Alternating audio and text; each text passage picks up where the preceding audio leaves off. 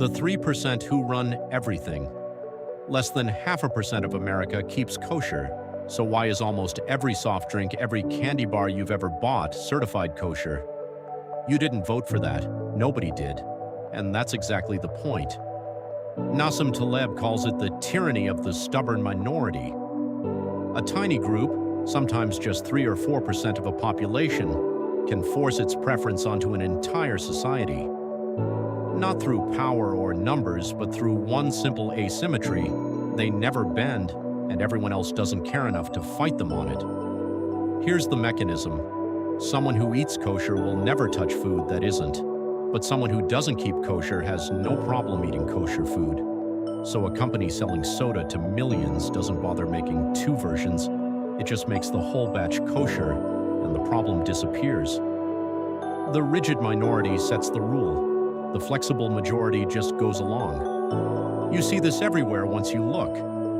Airlines ban peanuts, not because most passengers are allergic, but because the few who are can't risk it, while everyone else can go without a snack mix. Beer-only parties fall apart the moment a few guests would rather drink wine, because wine drinkers can drink beer, but the reverse rarely happens. Now scale it up. In the UK, practicing Muslims are around 3 to 4% of the population, yet a striking share of imported lamb and major fast food chains are halal certified. Certifying everything costs almost nothing extra. Certifying nothing locks out an entire market. One household forces a family forces a neighborhood forces a whole supply chain. Nobody decided this collectively, it just propagated. It's the same reason English became the language of global business, and the same reason organic food took over supermarket shelves. The minority doesn't need to win an argument, it only needs to refuse to negotiate. And here's where it gets darker. This is also how censorship and extremism spread. Books rarely get banned because they offend the average reader.